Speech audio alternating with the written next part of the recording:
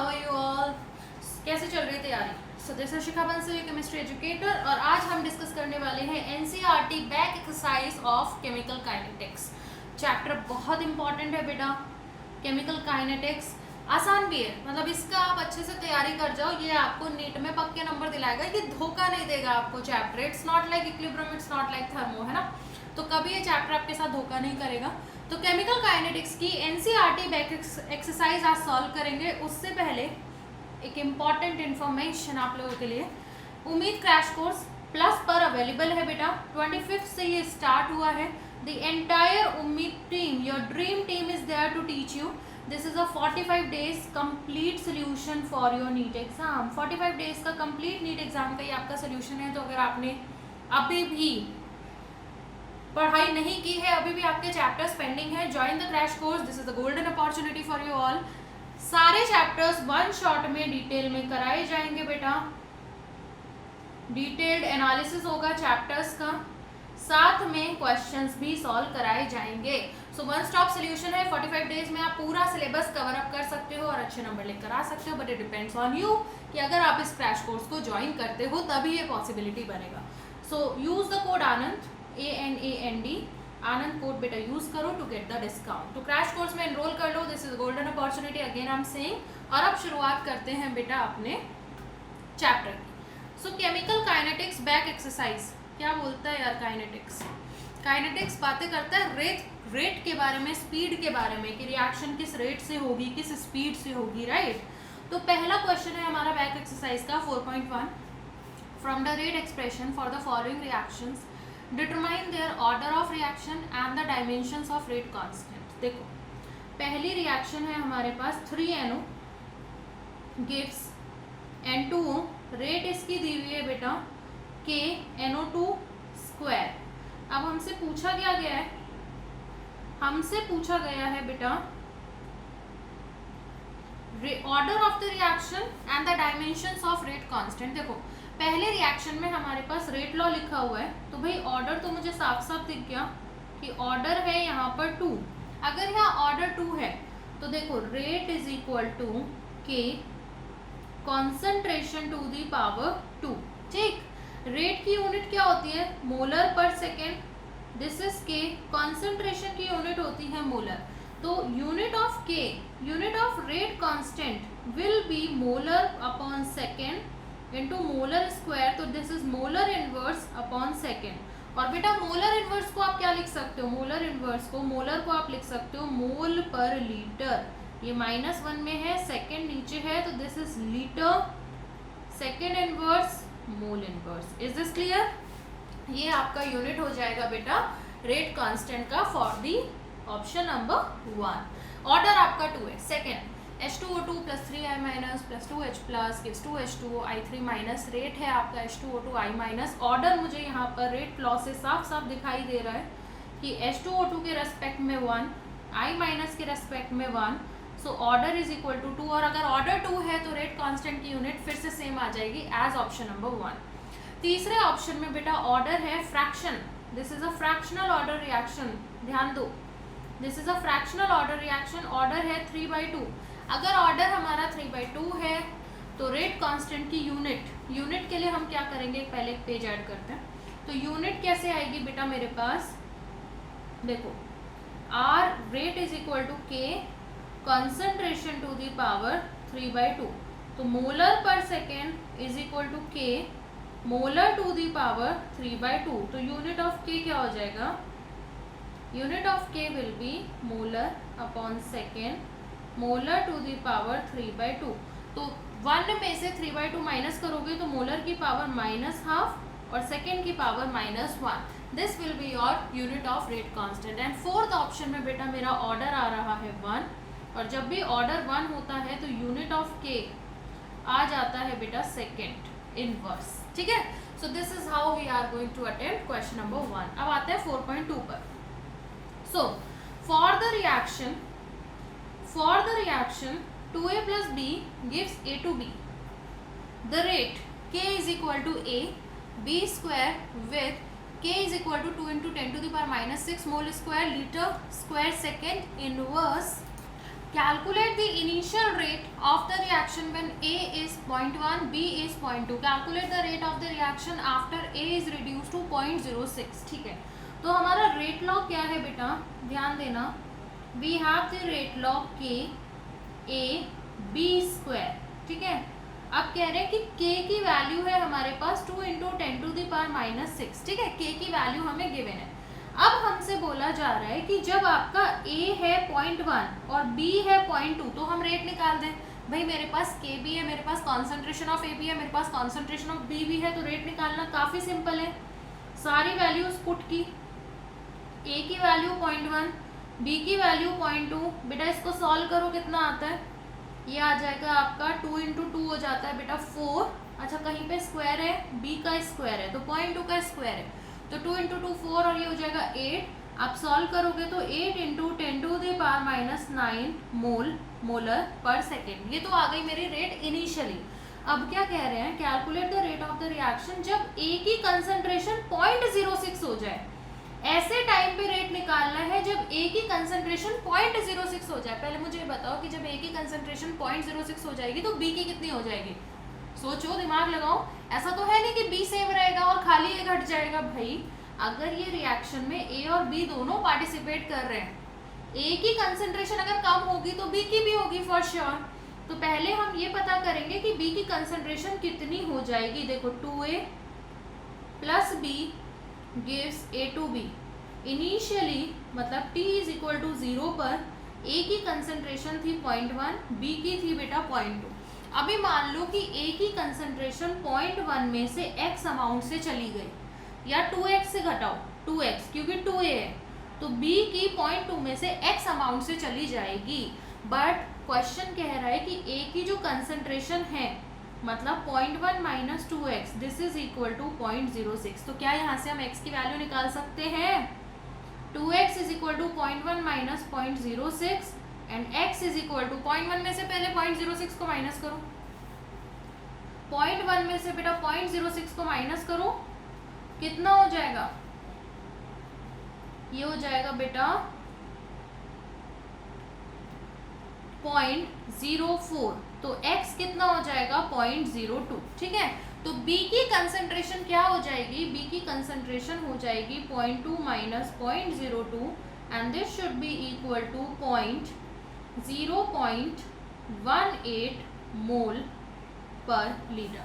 So this is the concentration of B. तो जब बेटा A की कंसंट्रेशन 0.06 है तो B की कंसंट्रेशन 0.18 है. क्लियर है, आप निकालें रेट. तो दूसरी बारी में जो हमारे पास रेट आएगी दैट इज इक्वल टू 2 × 10⁻⁶ × 0.06 × 0.18 × 0.18. आप इसको सॉल्व करो.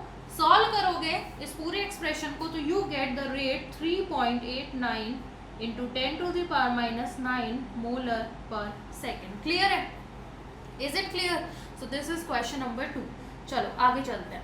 Question number 3, the decomposition of NH3 on platinum surface is 0 order. चलो ये अच्छा है कि क्वेश्चन ने हमें क्या बता दिया, अमोनिया का जो डिकम्पोजिशन होता है प्लैटिनम सरफेस पे वो 0 ऑर्डर है. एंड आई वुड सजेस्ट इसको आप याद करो. ये NCERT में गिवन है और ये नीट में पूछा जा चुका है. ठीक है, PYQ में. तो आप इसको याद करो कि गैस प्लैटिनम पे डिकम्पोज होती है, अमोनिया प्लैटिनम पे डिकम्पोज होती है. This is a 0 order reaction. अब क्या बोल रहे हैं बेटा कि डिकम्पोजिशन 0 ऑर्डर है. What are the rates of production of N2NH2 अगर K की वैल्यू गिवन है. देखो हमारे रिएक्शन क्या है, रिएक्शन है मेरे पास कि NH3 gives ½ N2 + 3/2 H2. ये डिकम्पोजिशन और ये 0 ऑर्डर है. अब मेरे पास रेट अगर मैं लिखूं या फिर इसको इस तरह से भी लिख सकते हो, आप 2 से मल्टीप्लाई करके भी लिख सकते हो, इट्स अप टू यू. आप इसको ऐसे ना लिख के, कुछ बच्चों को ऐसे समझ नहीं आएगा तो ऐसे लिख दो कि N2 + 3H2 है ना. 2NH3 gives N2 + 3H2. तो अब ध्यान देना बेटा कि अगर मुझे रेट लिखना हो, rate of reaction, this will be equal to -dNH3 upon 2 dt. -1/2 आ जाएगा क्योंकि कोफिशिएंट 2 है. This is equal to dN2 rate of nitrogen and this is equal to 1/3 rate of hydrogen. अब हमें रेट किसकी गिवन है, हमें रेट दिया है N2 और H2 दोनों का पूछा है और डिकम्पोजिशन ऑफ अमोनिया क्या है, एक जीरो ऑर्डर रिएक्शन है, तो कैन आई राइट कि R is equal to K NH3 की पावर 0।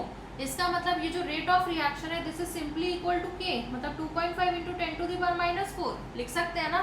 सो भाई रेट ऑफ रिएक्शन की जगह पर R की जगह पर आप ये लिख दोगे तो dN2 by dt is simply equal to R and this is equal to 2.5 into 10 to the power -4। ये तो सिंपल बराबर आ रहा है मोलर पर सेकेंड के, राइट। ठीक है, अब अगर मुझे dH2 बाई dt निकालना है तो आई कैन राइट कि 1/3 dH2 by dt is equal to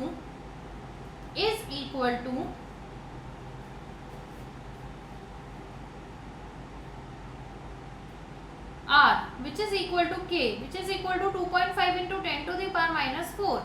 So dH2 by dt is equal to 3 into 2.5 into 10 to the power -4 and this is 7.5 into 10 to the power -4 molar per second. Is this clear?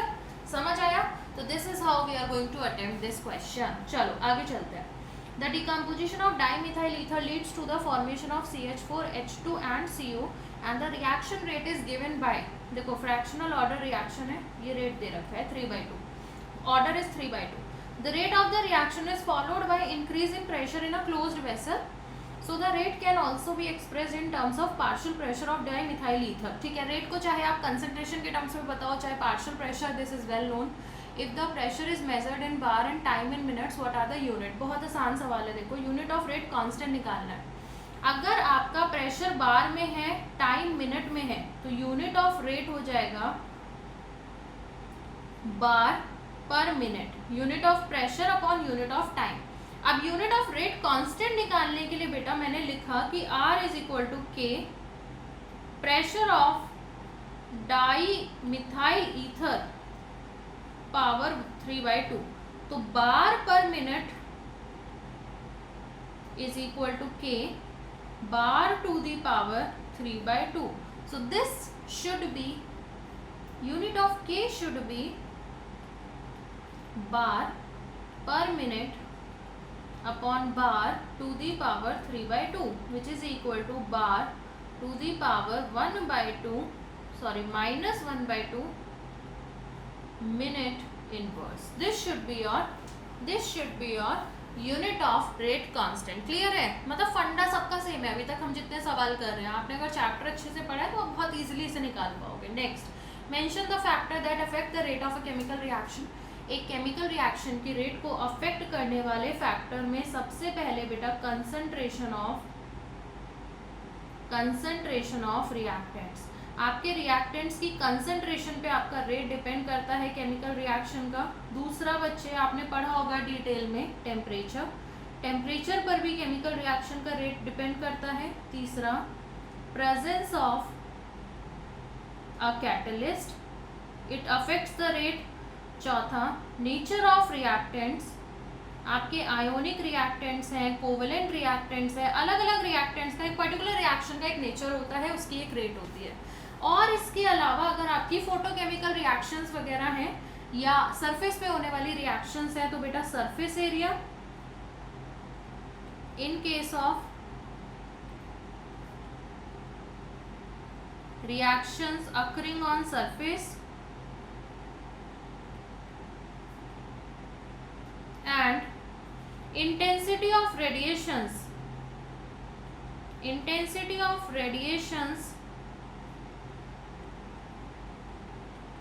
case of photochemical reaction. एक photochemical reaction वो है जो radiation से start होती है, तो वो आपकी डिपेंड ही करेगी कि आपकी रेडिएशन जो पड़ रही है रिएक्टेंट के ऊपर उसकी क्या इंटेंसिटी है, तभी वो रिएक्शन शुरू होगी वरना नहीं होगी. So it also depends on the intensity of the radiations in the photochemical reaction. चलो next, if a reaction is second order with respect to a reactant, सबसे पहले ना हाईलाइट कर दिया करो कि रिएक्शन सेकेंड ऑर्डर है. how is the rate of the reaction affect if the concentration of the reactant is double. एक काम करते हैं, हम रिएक्टेंट A मानते हैं, लेट रिएक्टेंट या रिएक्शन आप ऐसे मान लो A से B, तो हमारा रिएक्टेंट बेटा A हो गया. तो मेरे पास जो रेट आ जाएगी R that is equal to K A to the power 2। कोई दिक्कत तो नहीं, सेकेंड ऑर्डर लिखना था, मैंने लिख दिया। अब कह रहे हैं कि कंसंट्रेशन अगर रिएक्टेंट की डबल कर दी जाए। बेटा अगर आपकी सेकेंड ऑर्डर की रिएक्शन है, मान लेते हैं हम initial concentration of reactant, initial concentration of A is X, ठीक है, तो R is equal to K X square. Now concentration of A becomes 2x, so R dash is equal to K 2x square, तो this is 4kx square। तो क्या मैं kx square की जगह पे R लिख दूं? तो रेट कितने टाइम्स हो जाएगी? रेट हो जाएगी बेटा 4 times, rate becomes 4 times. so this is part number 1। अब पार्ट नंबर 2 में कह रहा है कि अगर हम कंसंट्रेशन को आधा कर दें। देखो पार्ट नंबर 2 सॉल्व करने के लिए हमें क्या करना है, सेकेंड पार्ट के लिए कंसंट्रेशन ऑफ ए हमें लेना है x/2, आधा करना है। तो बेटा r double dash will B k x/2 की स्क्वायर, तो दिस इज 1/4 kx स्क्वायर, और kx स्क्वायर की जगह पे हमें क्या लिखना है r। तो रेट कितने टाइम्स हो जाएगी बच्चे? रेट इस केस में आपके पास हो जाएगी 1/4 टाइम। तो अगर आप कंसंट्रेशन आधी करोगे रेट 1/4 टाइम, अगर आप कंसंट्रेशन डबल करोगे रेट 4 टाइम्स, क्योंकि ये सेकेंड ऑर्डर का रिएक्शन है। समझ आया? छाप लो। क्लियर हो रहा है? समझ आ रहा है? जल्दी से छाप डालो। Next, what is the effect of temperature on the rate constant of a reaction? Rate constant पे क्या फर्क पड़ता है टेम्परेचर का? How can this effect of temperature on the rate constant be represented quantitatively? देखो सबसे पहले तो आपको पता होना चाहिए कि rate constant increases, rate constant के increases on increasing the temperature. अगर आप रिएक्शन का टेम्परेचर बढ़ाओगे, अगर आप रिएक्शन का टेम्परेचर बढ़ाओगे तो रेट कांस्टेंट की वैल्यू बढ़ेगी, इसीलिए रेट बढ़ती है, क्योंकि रेट कांस्टेंट बढ़ता है इसीलिए रेट बढ़ती है। अब कह रहे हैं कि क्वांटिटेटिवली इसको एक्सप्रेस करो। देखो if K1 is rate constant at temperature T1 and K2 is rate constant, K2 हमारा रेट कांस्टेंट है एट टेम्परेचर T2। तो आर्हेनियस रिएक्शन के अकॉर्डिंग हम इसको रिप्रेजेंट करते हैं log K2 upon K1 is equal to EA upon 2.303 R 1 upon T1 minus 1 upon T2। और जहाँ पे EA क्या है बेटा? Activation energy. EA is known as activation energy, और R तो आप जानते ही हो gas constant. So this is how quantitatively या मैथमेटिकली इसको रिप्रेजेंट करते हैं कि अगर आपको T1 पे रेट कांस्टेंट पता है, T2 का रेट कांस्टेंट पता है, तो this is the relation between two. या फिर आपको T1 पे रेट कांस्टेंट पता है, एक्टिवेशन एनर्जी पता है, तो आप T2 पे रेट कांस्टेंट निकाल सकते हो। क्लियर है? समझ आ रहा है? पक्का? चलो आगे चलते हैं। Next question, in a pseudo first order reaction in water. ये जो रिएक्शन है ये सूडो फर्स्ट ऑर्डर है, ऑर्डर ध्यान देना, pseudo first order. The following results were obtain. बेटा टाइम पर सेकेंड 0, 30 सेकेंड, 60 सेकेंड, 90 सेकेंड, और कॉन्सेंट्रेशन दिया है ए का। Calculate the average rate of reaction between the time interval 30 से 60।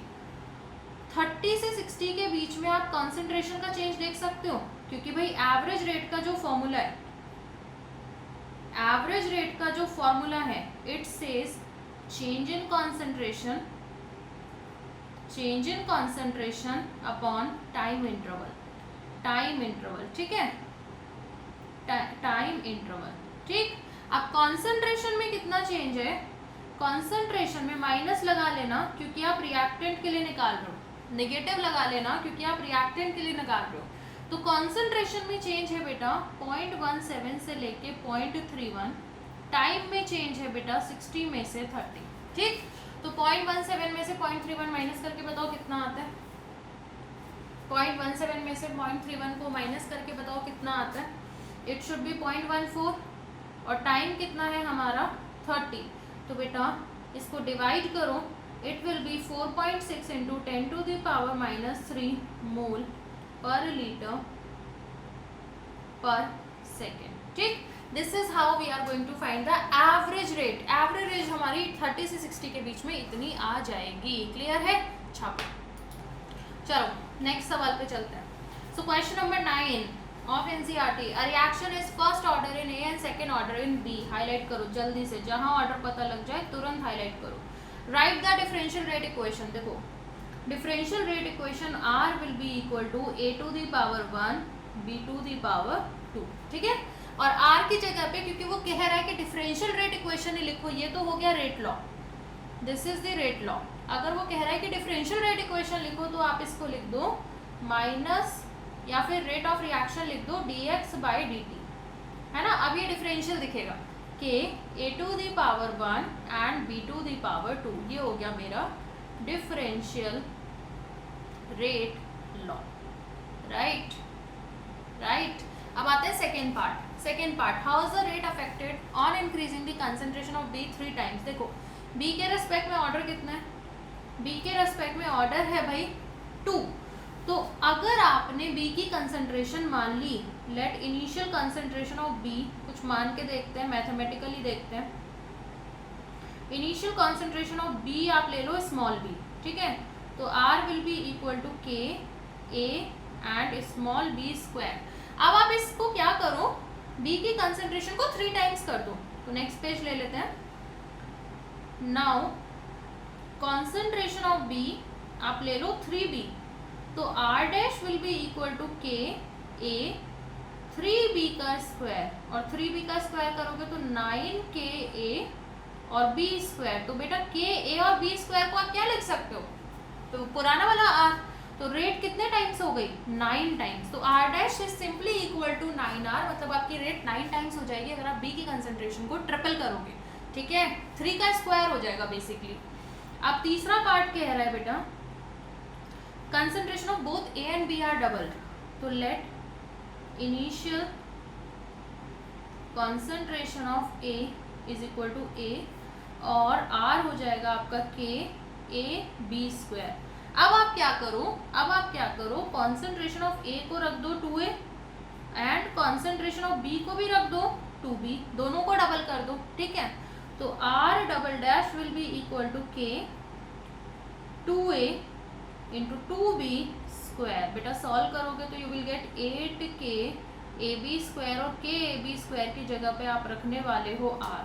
सो your rate will become 8 times. ऊपर वाले केस में 9 टाइम्स, मतलब सेकेंड पार्ट में 9 टाइम्स एंड थर्ड पार्ट में 8 टाइम्स. क्लियर है? समझ आ रहा है? फास्ट तो नहीं लग रहा? बता देना मुझे, क्योंकि एनसीईआरटी एक्सरसाइज है बेटा. अगर हम जल्दी की प्रैक्टिस नहीं करेंगे तो दिक्कत होगी. 4.10 in a reaction between A and B, the initial rate of reaction R naught was measured for different initial concentration of A and B given below. A की concentration, B की concentration R naught. What is the order of the reaction with respect to A and B? देखो इस सवाल को करने का तरीका कि आप ना पहले मान लो, let us assume rate law. आप पहले rate law assume कर लो कि R is equal to K A to the power X और B to the power Y. मुझे नहीं पता एक्स वाई क्या, मैंने बस अज्यूम किया. आप तीनों डेटा को 1 बाय 1 इसमें रख के देखो. अगर मैं डेटा 1 रखूँ इसमें तो 5.07 into 10 to the power minus 5 is equal to K 0.2 की पावर X एंड 0.3 की पावर Y. ये हो गया मेरा इक्वेशन नंबर 1. दूसरा डेटा अगर इसमें रखा जाए, data 2 5.07 into 10 to the power minus 5 K 0.2 की पावर X 0.1 की पावर Y. B चेंज हो गया, B 0.1 हो गया. ये हो गया मेरा सेकेंड डेटा. एक और पेज ऐड करेंगे और अब रखेंगे data 3. So this is equal to 1.43 into 10 to the power minus 4 is equal to K. A की कॉन्सेंट्रेशन है 0.4 पावर X और B की 0.05 पावर Y. ये हो गया मेरा डेटा नंबर 3, है ना. अब हमें क्या करना है, x और y की वैल्यूज पता करनी है. हमारे पास 3 इक्वेशन है, बहुत प्यार से x y की वैल्यू निकल जाएगी. आप क्या करो, सबसे पहले आप इक्वेशन 2 को 1 से डिवाइड करो. सबसे पहला काम ये करो, इक्वेशन 2 डिवाइड बाय इक्वेशन 1. बेटा जब आप 2 को 1 से डिवाइड करोगे ना तो आप देखो ये कट रहा है, 0.2x कट रहा है, ये भी कट रहा है. सो यू आर गेटिंग, या 1 को 2 से कर ले, 1 को 2 से कर ले, 1 को 2 से कर दें सीधा सीधा। अगर हम सीधा सीधा 1 को 2 से भी कर दें तो भी अपना काम बन जाएगा। तो इक्वेशन 1 डिवाइड बाय इक्वेशन 2, तो यू विल बी गेटिंग, हमें मिल रहा है 1 is equal to 3 to the power y। तो भाई y इज इक्वल टू 0।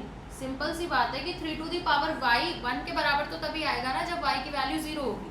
मतलब एक ऑर्डर तो मुझे पता चल गया 0 है, अब एक और ऑर्डर मुझे पता करना है। अब उसके लिए क्या किया जाए, y की वैल्यू 0 है, इसको रख दिया जाए क्या, y की वैल्यू 0 है, इसको 2 और 3 में पुट कर दिया जाए, मतलब y से कोई फर्क ही नहीं पड़ रहा।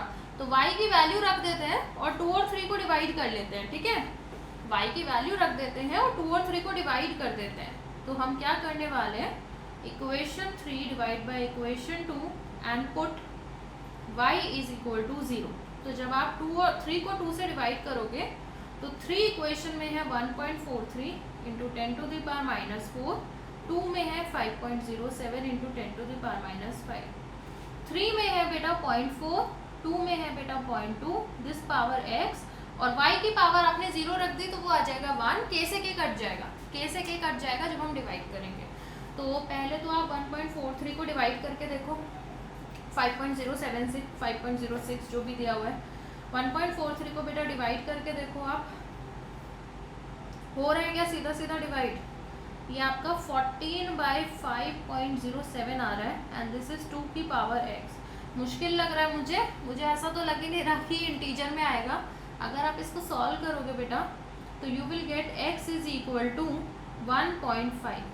आपको x की वैल्यू 1.5 मिलेगी सॉल्व करके, मैथमेटिक्स लगा के। तो आपका जो रेट लॉ हो जाएगा that is k a to the power 1.5 and b to the power 0। मतलब a के रेस्पेक्ट में ऑर्डर आया 1.5, b के रेस्पेक्ट में ऑर्डर आया 0। क्वेश्चन इसलिए टफ है क्योंकि इसमें सीधा कैलकुलेशन नहीं आ रहा। मैं 14 को 5.07 मतलब 5 से अप्रॉक्स डिवाइड करूं सॉरी 3 टाइम्स जा रहा है ऑलमोस्ट, तो 2 की कितनी पावर 3 होती है, 2 की 1.5 पावर बेटा 3 होती है यहाँ पर। सो this is how 4.10 is done. आगे चलते हैं 4.11, सेम टाइप के क्वेश्चंस हैं, तो ट्राई करो इसको 1 मिनट के लिए सब लोग ट्राई करो इस सवाल को। हाँ जी, तो बेटा सेम तरीके से हमें क्वेश्चन करना है कि अगर आपको रेट लॉ पता करना है तो पहले आप रेट लॉ मान लो, अज्यूम कर लो। सो मैंने मान लिया r is equal to k a to the power x b to the power y, same तरीका, ठीक है। एक ब्लैंक पेज जरा ऐड करें। तो अब हम सारे डेटा को इसमें पुट करेंगे। तो अगर मैं डेटा 1 को पुट करूं, डेटा 1, अगर बच्चे में डेटा 1 को इसमें पुट करूं तो डेटा 1 के अकॉर्डिंग हमारे पास r कितना है 6 into 10 to the power minus 3, this is equal to k 0.1 की पावर x 0.1 की power y, this is equation number 1। Data 2 को भी पुट करो बेटा आप इसमें, डेटा 2 पुट करोगे तो 7.2 into 10 to the power minus 2, this is k 0.3 and 0.2, तो 0.3 की पावर x एंड 0.2 की power y, this is my data number 2। अब हम डेटा 3 ले लेंगे बेटा। डेटा 3 के अकॉर्डिंग रेट कितना है 2.88 into 10 to the power minus 1, this is equal to k। Concentration कितनी है डेटा 3 में चेक करो, 0.3 0.4, तो 0.3 की पावर x 0.4 की power y, this is data number 3। और डेटा नंबर 4 पे ध्यान दो, रेट कितना है 2.4 into 10 to the power minus 2, this is k। बेटा कॉन्सेंट्रेशन 0.4 एंड 0.1, ठीक है। ये हो गया हमारा डेटा नंबर 4। इस तरह के सवालों को सॉल्व करने के लिए आपको क्या करना होता है, आपको ऐसा डेटा ढूंढना होता है जिसमें या तो a कांस्टेंट है या b कांस्टेंट है। तो अगर मैं डेटा 1 और डेटा 4 को देखूं, डेटा 1 एंड डेटा 4 को देखूं, मतलब मैं इक्वेशन नंबर 4 को इक्वेशन नंबर 1 से डिवाइड करूं, तो मुझे y वाला टर्म काटना है एक्चुअली। तो बेटा ये आ जाएगा 2.4 into 10 to the power minus 2 by बाई 6 into 10 to the power minus 3, this is equal to 4/1 की पावर x। अब अगर आप 6 से डिवाइड करोगे तो बेटा ये भी 4 टाइम्स ही जा रहा है, तो इम्प्लाइज दैट कि अगर 4 आपका 4 की पावर x के बराबर आ रहा है तो इम्प्लाइज दैट कि x तो आ गया 1, x मिल गया। अब मुझे ऐसे डेटा पे ध्यान देना है जिससे मुझे y मिल जाए, मतलब x वाला टर्म कट रहा हो। तो x वाला टर्म देखो, ध्यान से देखो, तो इक्वेशन 3 को जरा इक्वेशन 2 से डिवाइड करो, x वाला टर्म कट जाएगा। तो 2.88 into 10 to the power minus 1 by बाय 7.2 into 10 to the power minus 2। बेटा x वाला टर्म कट जाएगा और ये आ जाएगा 4/2 की पावर y। ये डिवाइड कितने बार हो रहा है? 4 times. This is 4 times divisible, तो 4 is equal to 2 to the power y, और यहाँ से हमें पता चल रहा है कि y आ रहा है 2। तो x यहाँ पर 1 है, y यहाँ पर 2 है, तो रेट लॉ क्या हो जाएगा इस क्वेश्चन में? Rate law will be equal to r is equal to k a to the power 2 b to the power 1। ठीक है, a स्क्वायर b की पावर 1, मतलब हमारा ऑर्डर हो गया 3। चलो अगले सवाल पे चलते हैं। Calculate the half life of first order reaction from there rate constant given below. अच्छा, तीनों फर्स्ट ऑर्डर है, वेरी गुड। फॉर्मूला एक ही लगना है, बस आपसे 3 बार सवाल की प्रैक्टिस करा ली गई है।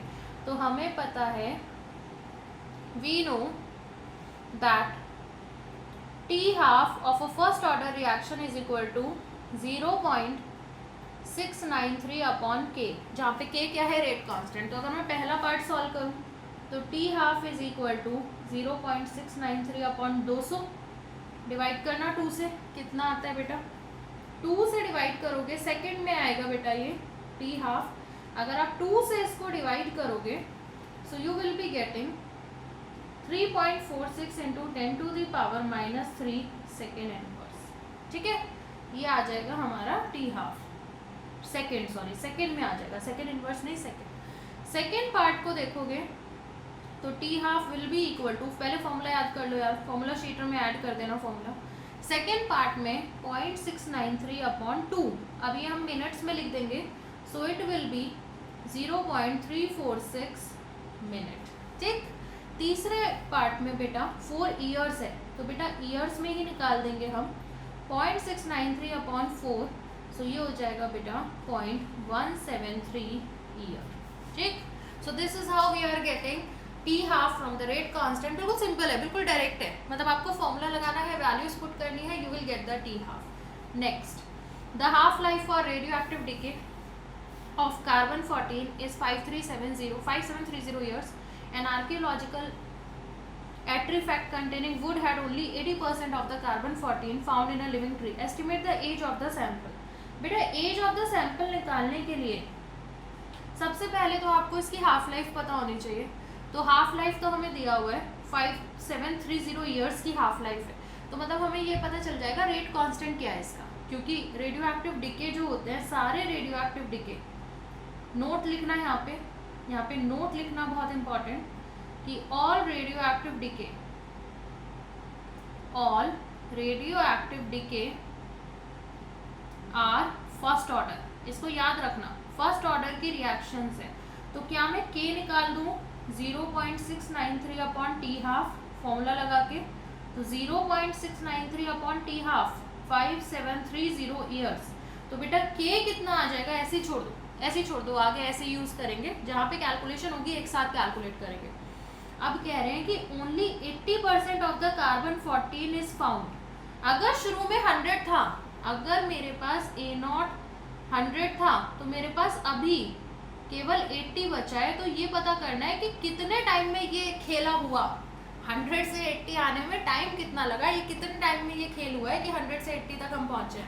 तो हमने फॉर्मूला लगाया फर्स्ट हाफ का, फर्स्ट ऑर्डर रिएक्शन का, K is equal to 2.303 upon T log A0 by 80। यही है A0 कंसंट्रेशन, 80 कंसंट्रेशन।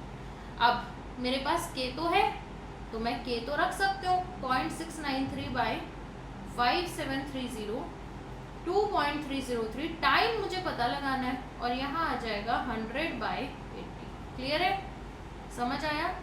तो भाई 10/8 का तो लॉग निकाल लो आप, log 10 माइनस log 8 करके, और यहाँ देखो कितने से क्या डिवाइड हो रहा है, तो ये तो जाता है 0.3 टाइम्स। ठीक है, 2.303 0.693 डिवाइड करोगे तो 0.3 टाइम्स, और 0.3 आई थिंक नीचे भी चला जाएगा, डिवाइड भी हो जाएगा। तो t के लिए मेरे पास आ रहा है बेटा t इज इक्वल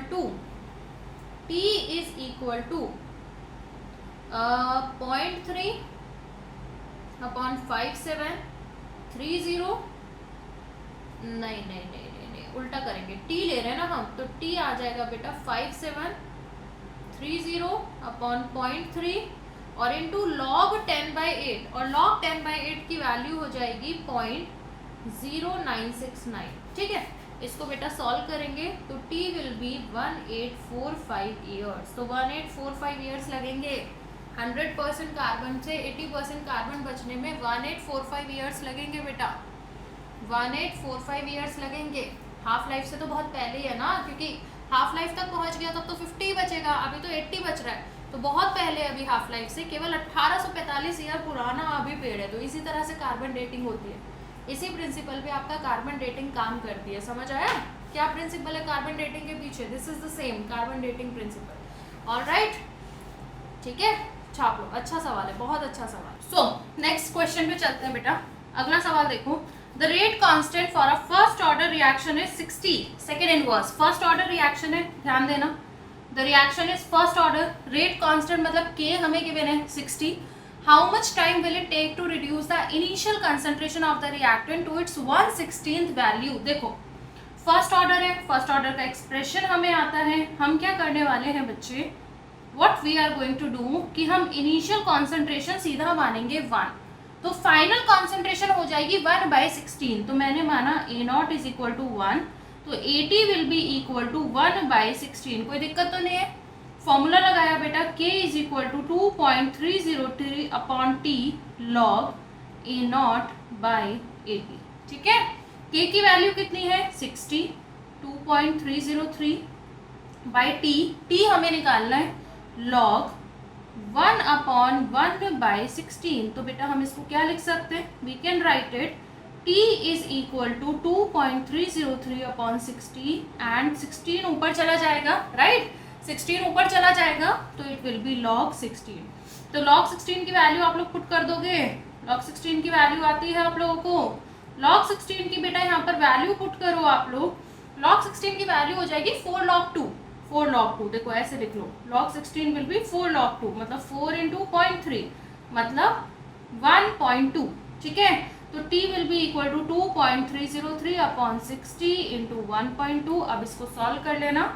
जब आप सॉल्व करोगे बेटा तो टाइम विल कम 0.0462 सेकेंड। ठीक है, इतना टाइम आ जाएगा हमारे पास 0.0462 सेकेंड्स। क्लियर है? चलो आगे चलते हैं नेक्स्ट क्वेश्चन पे बेटा। नेक्स्ट क्वेश्चन क्या कह रहा है, ड्यूरिंग न्यूक्लियर एक्सप्लोजन मतलब न्यूक्लियर विस्फोट, विस्फोट सुना है ना, एकदम से न्यूक्लियर रिएक्टर में क्या होता है, एक्सप्लोजन हो सकते हैं, विस्फोट हो सकते हैं। One of the product is strontium 90 with half life of 28.1 years if 1 microgram मतलब यहाँ पे मैं लिख देती हूँ अलग से, 1 माइक्रोग्राम मतलब 10 to the power -6 ग्राम, ये जो दिया हुआ है ना 1 microgram 10 to the power -6 gram. Strontium 90 was absorbed in the bones of a newly born baby instead of calcium, calcium की जगह स्ट्रॉन्शियम एब्जॉर्ब हो गया, सेम ग्रुप के। How much of it will remain after 10 years and 60 years if it is not lost metabolically। अगर metabolically ये loss नहीं हुआ, अगर मेटाबॉलिज्म इसको लॉस नहीं कर पाया, मतलब बॉडी से बाहर नहीं निकला, तो 10 years एंड 60 years बाद ये कितना बचेगा। देखो इसकी हाफ लाइफ कितनी है, 28.1 years है, और हर radioactive reaction first order होती है, ये आपको याद करना ही है। तो अगर मैं हाफ लाइफ से, ध्यान दो, अगर मैं इसके टी हाफ से K निकाल लूँ, मेरे पास डायरेक्ट फॉर्मूला है कि K is equal to 0.693 upon T half. तो बेटा मेरा K कितना आ जाएगा, 0.693 अपॉन 28.1। K आ गया।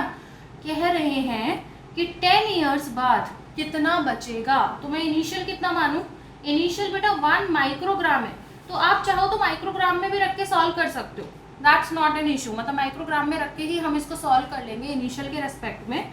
कॉन्सेंट्रेशन निकालने की इसलिए ज़रूरत नहीं है क्योंकि बेटा अगर आप मोल्स निकालोगे, आप इसके एटॉमिक मास से डिवाइड करोगे 1 को, देखो नीचे भी मोल्स निकालोगे फिर एटॉमिक मास से डिवाइड करोगे, तो अल्टीमेटली आपका एटॉमिक मास कट जाना है।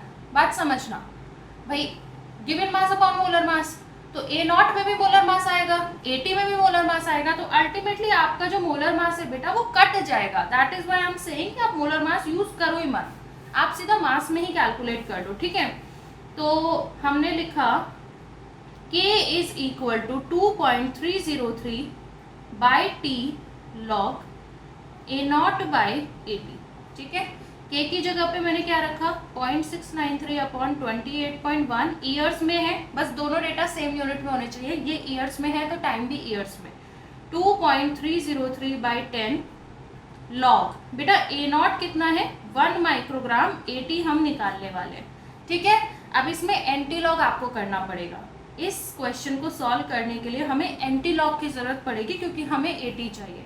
तो जब हम इसका एंटी लॉग निकाल के, मतलब थोड़ा सा मैं सॉल्व करके दिखाती हूँ, चलो।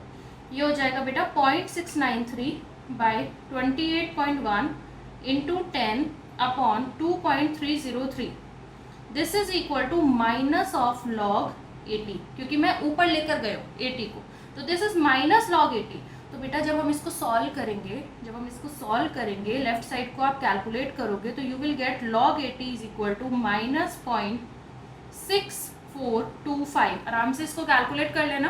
अब जब आप इसका एंटी लॉग निकालोगे तो you will get 80 is equal to, एक सेकेंड कुछ गड़बड़ है, ये आएगा बेटा, ये मैंने 60 वाली वैल्यू रख दी आपके सामने, दो निकालनी है, केस 1 10 ईयर्स, केस 2 60 ईयर्स, तो this was the 60 years. 10 years में ये वैल्यू आएगी बेटा 80 की माइनस 0.1071, और जब आप इसका एंटी लॉग निकालोगे तो 80 will be equal to 0.7814 microgram, क्योंकि मैंने माइक्रोग्राम में ही रख दिया था यहाँ पे, दिस वाज माइक्रोग्राम, तो बेटा मेरा 80 भी किस में आ जाएगा माइक्रोग्राम।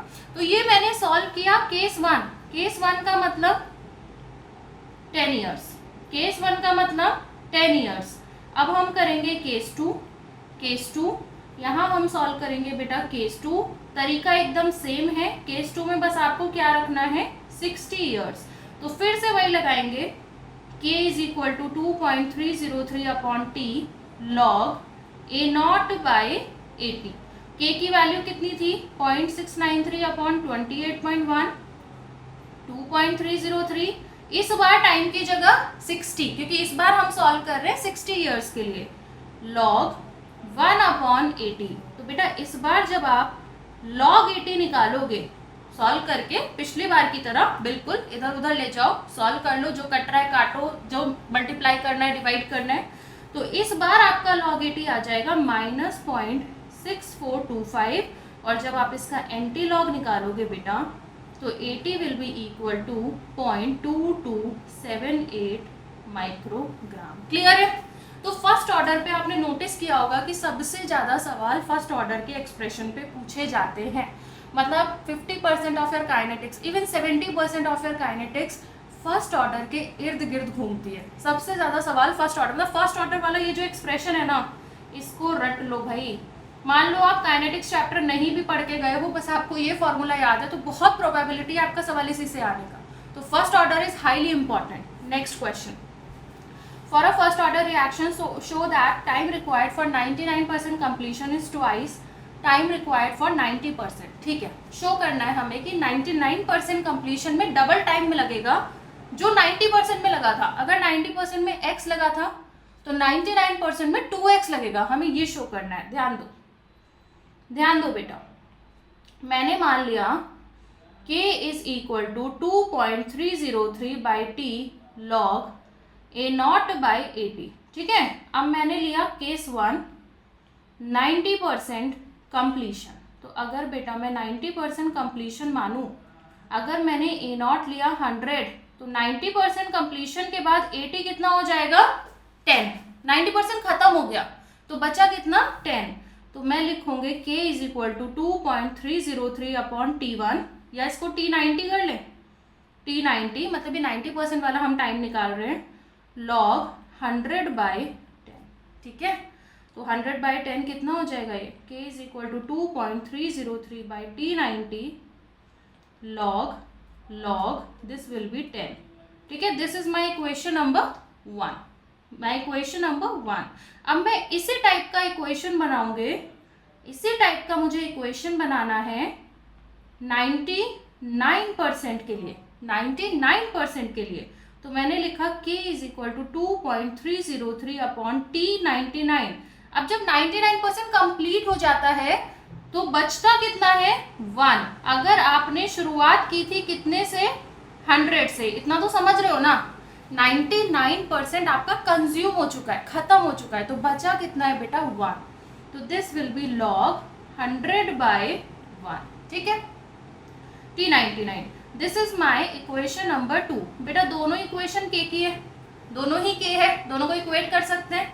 चलो इक्वेशन 1 और इक्वेशन 2 से आप इक्वेट करोगे, from equation 1 and equation 2 we get 2.303 upon 90 T90, this is equal to log 10 which is equal to 2.303 upon T99 log 100। Clear, समझ आया ना, दोनों इक्वेशन को इक्वेट कर दिया हमने, इससे हमारी कैलकुलेशन आसान हो जाती है। 2.303 कट गया, log 10 की वैल्यू क्या होती है बेटा, log 10 की वैल्यू होती है 1, तो 1 upon T90 is equal to 2 upon T99, समझ गए। log 100 की वैल्यू कितनी होती है 2, तो T99 is equal to 2 times of T90। Clear, clear. तो इस तरह से बेटा हम फाइंड कर सकते हैं हमारा 99% कंप्लीशन में लगने वाला जो टाइम है वो 90% कंप्लीशन में लगने वाले टाइम के जस्ट डबल के बराबर है। क्लियर हो गया, पक्का समझ आया सब लोगों को। चलो नेक्स्ट बेटा, a first order reaction takes 40 minutes for 30% decomposition, T half निकालना है। देखो आप क्या करो, शुरुआत का A0 माना करो सीधा, कितना 100, तो भाई 80 कितना हो जाएगा 30%। अगर आपकी रिएक्शन कंप्लीट हुई है, अगर 30% रिएक्टेंट जा चुका है तो बचेगा कितना 70, और इतना होने में टाइम कितना लगा 40 मिनट्स। तो क्या हम सीधा सीधा k कैलकुलेट कर सकते हैं, k इज इक्वल टू 2.303। समझ गए ना इस फॉर्मूले की इंपॉर्टेंस, समझ रहे हो ना इस फॉर्मूले की इंपॉर्टेंस, सबको दिखाई दे रहा है। So k is equal to 2.303/40, 40 minutes लगे 100 से 70 तक कॉन्सेंट्रेशन आने में। इसको सॉल्व करो, log 10 होता है मेरे पास 1, log 7 होता है मेरे पास 0.85, ध्यान रखना।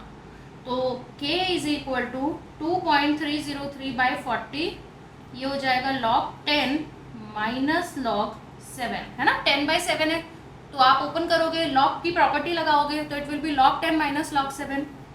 k is equal to 2.303/40, 1 minus 0.85।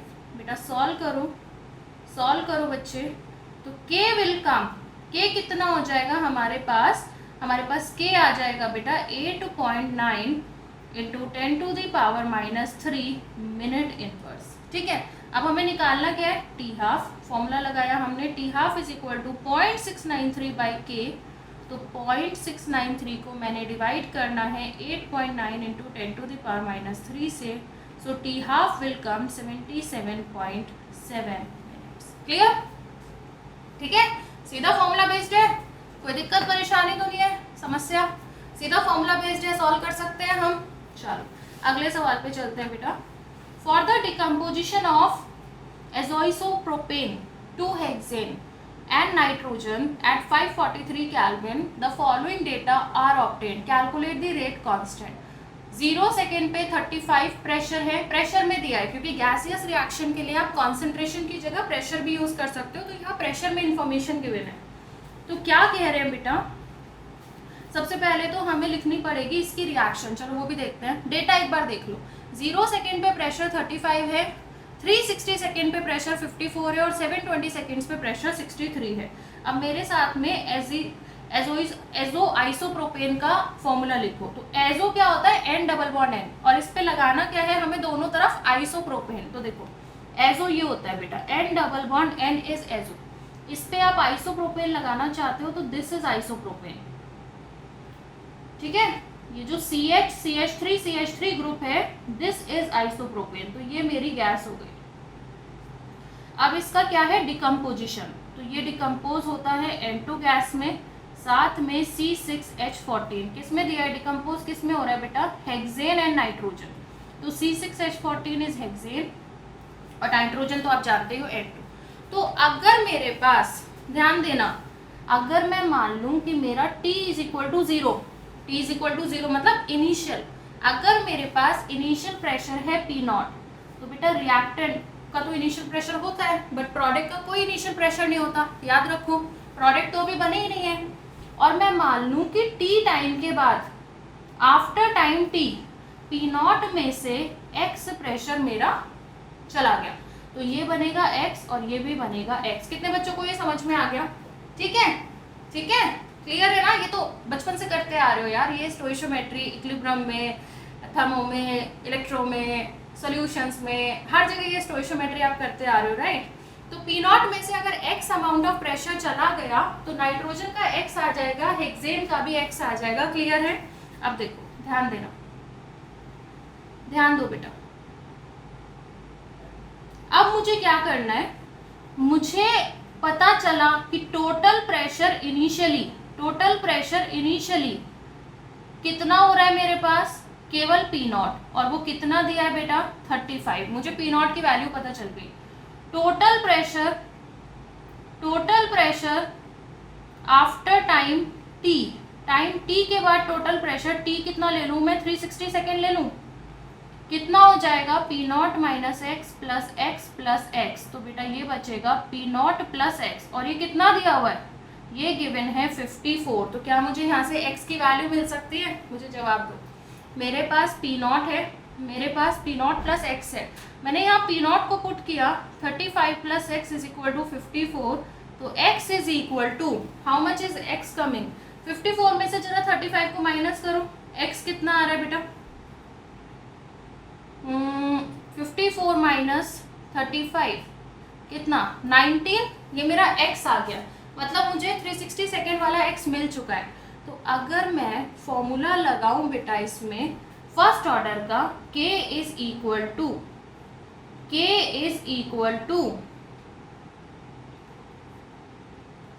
2.303 upon T log P not upon P not minus x. यही करते हो ना फॉर्मूले में, तो आपको ये दो चीज़ें चाहिए, अबाउट द रिएक्टेंट। तो मुझे P नॉट चाहिए, मुझे P नॉट माइनस एक्स चाहिए, राइट? तो मुझे P नॉट मिल गया, मुझे P नॉट माइनस एक्स मिल गया, x है मेरे पास, तो आराम से सॉल्व हो सकता है। k की वैल्यू हमें निकालना क्या है, k ही निकालना है बेटा। So this is going to be 2.303 by 360 log 35 upon 35 minus 19। बेटा इसको सॉल्व कर लोगे, आपका k आ जाएगा। लेकिन अब आप बोलोगे मैम दो डेटा गिवन है, तो हमें करना क्या है? एक्चुअली जो प्रोसेस मैंने आपको डेटा 1 के लिए बताया है, जो प्रोसेस मैंने आपको 360 के लिए बताया है, इसे मान लेते हैं K1, फिर 720 के लिए मान लो K2, और बेटा आपको क्या करना पड़ेगा, एवरेज K निकालना पड़ेगा। जब भी दो डेटा गिवन होते हैं तो हम K निकालने के लिए क्या करते हैं, हम एवरेज निकालते हैं। तो कर लोगे इसको सॉल्व जिस तरह से मैंने बताया है आपको, हो जाएगा कि नहीं होगा? चलो मैं करके दिखाती हूँ, एक ब्लैंक पेज ले लेते हैं आप, ठीक है? तो K1 आपका आ जाएगा बेटा 2.303 by 360, this is log 35 by 16, है ना? 35 में से 19 गया तो 16। इसको बेटा सॉल्व करोगे तो you will get 2.175 into 10 to the power minus 3 second inverse. अब आप सेकेंड डेटा से आप क्या करोगे, आप लिखोगे P not plus x is equal to, this time कितना प्रेशर है 63। तो बेटा इस बार आपका x डैश ले लेते हैं इस बार, तो इस बार आपका x डैश आ जाएगा 63 माइनस 35। ये कितना होता है बताओ, 63 में से 35 को माइनस करके बताओ कितना आ रहा है, 63 में से 35 को माइनस करके बताओ बेटा कितना आता है। 63 में से आप 35 माइनस करोगे तो ये बचा 8 और 2 28। तो इस बार मेरा x डैश 28 है। तो अगर मैंने लगाया फिर से K2 इज इक्वल टू 2.303, कितना था मेरा टाइम 720 लॉग 35 अपॉन 35 माइनस 28, समझ गए? तो 2.303 अपॉन 720 लॉग 35 अपॉन कितना आ जाएगा 720 में से, मतलब 35 में से 28 माइनस करोगे कितना बचेगा 5 7 7 7 है ना। 35 में से 28 माइनस का, ये बहुत इजी हो गया क्योंकि ये कट रहा है, आपको सीधा log 5 की वैल्यू लगानी है। तो K2 को जब आप सॉल्व करोगे log 5 की वैल्यू रख के, तो आपका आ रहा है 2.235 इंटू 10⁻³ सेकेंड इनवर्स। तो मैंने 2 K निकाले, क्यों निकाले, क्योंकि मुझे 2 टाइम गिवन है। अब मुझे क्या करना है, मुझे निकालना है इसका एवरेज। तो average K rate constant will be K1 plus K2 by 2 and it will be 2.20 into 10⁻³ second inverse, ठीक है, second inverse. So this is how we are going to find average K. Clear है, clear है। तो ये भी हमारा done हो गया बेटा, ठीक है।